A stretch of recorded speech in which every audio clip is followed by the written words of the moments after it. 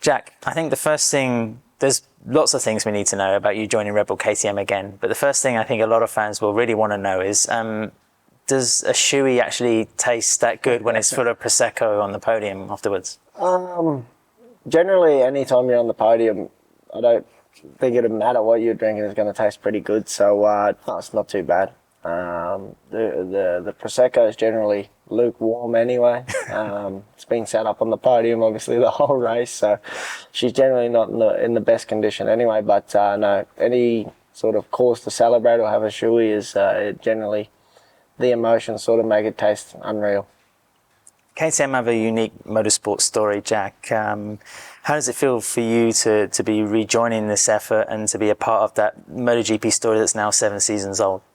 Yeah, it's amazing, to see the journey that the KTM have been on throughout my MotoGP career. Watching them grow pretty much as long as I have. So it's been awesome to be an outsider looking in. And now to be an insider is going to be a whole different ballgame. What they've achieved in the short amount of time that they've been there with a brand new project has been pretty impressive. So I'm looking forward to taking what I've learnt and in my time in MotoGP and bringing it to the effort and hopefully on both parts we're able to improve. Bike is a bike, but this will be your third different one in MotoGP. Can you describe a little bit what it was like to open the throttle of the KTM RC16 for the first time? Yeah, as you said, finally a bike is a bike. But yeah, when we're in MotoGP, you're talking millimeters make a massive difference. So for sure, this will be let's say the biggest change. Going from Honda then to the Ducati and now to the KTM, I've been able to gain a lot of experience before stepping on the RC16 and having been fortunate enough to win on both those other two manufacturers and having the opportunity to try and win on 3 is going to be amazing. And yeah, I think the initial shakedown was pretty good. Unfortunately, only having 1 day of testing before the season started was kind of a pain, but nonetheless, it was a good day. It went better than I had expected because you kind of are always nervous when you're stepping on something completely different. But like I said, it went better than I expected, and we made some big strides in the first day. I think race fans are drawn to your emotions, your honesty. Your victory in Jerez was very poignant, the way you've helped some younger riders. But how hard is it actually to be a public figure and to display yourself like that?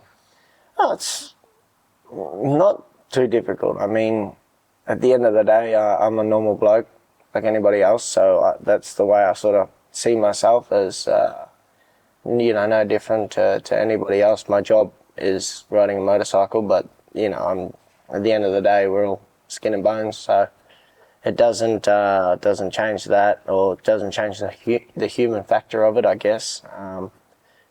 And yeah, I think people are drawn to maybe somebody who shows normal human emotion a little bit more in the good moments and in the bad moments. And for sure, I think that's the way I've always been.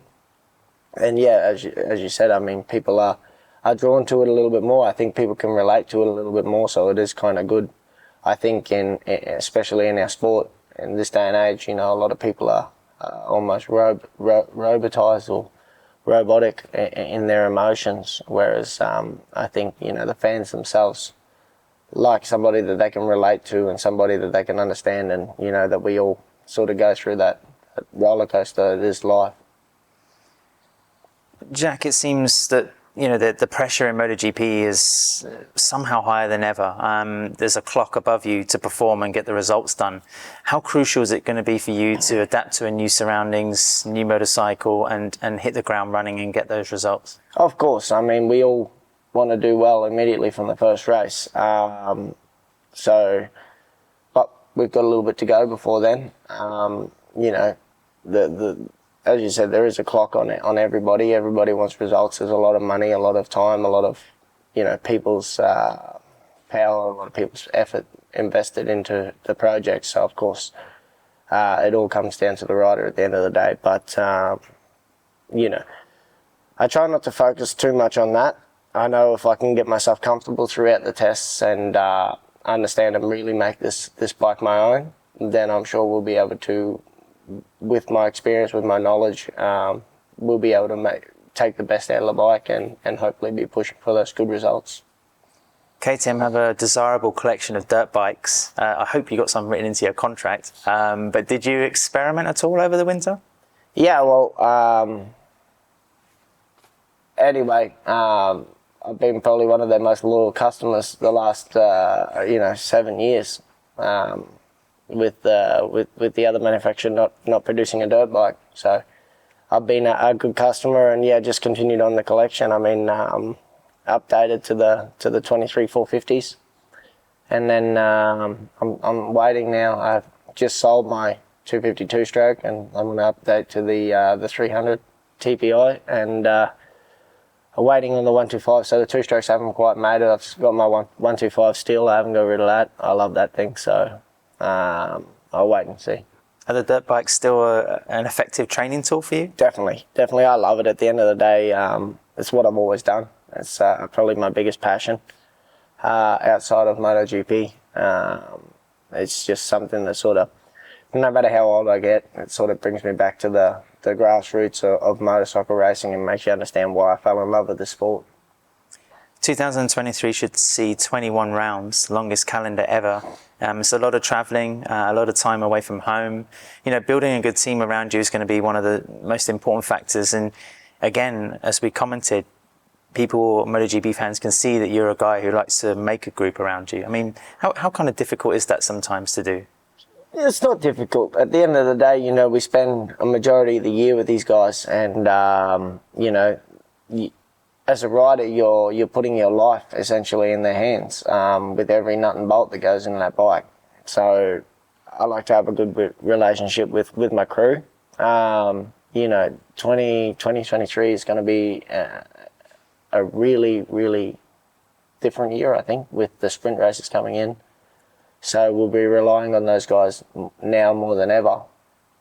You know, so you need a good group of guys around you that you trust, and, you know, keeping them motivated, keeping you know, if you're not treating them well or whatever, you know, of course, you want to try and take the maximum out of that. And I think working in a good environment creates that extra, let's say 5-10%, in terms of whether it be an engineer or a mechanic or so on.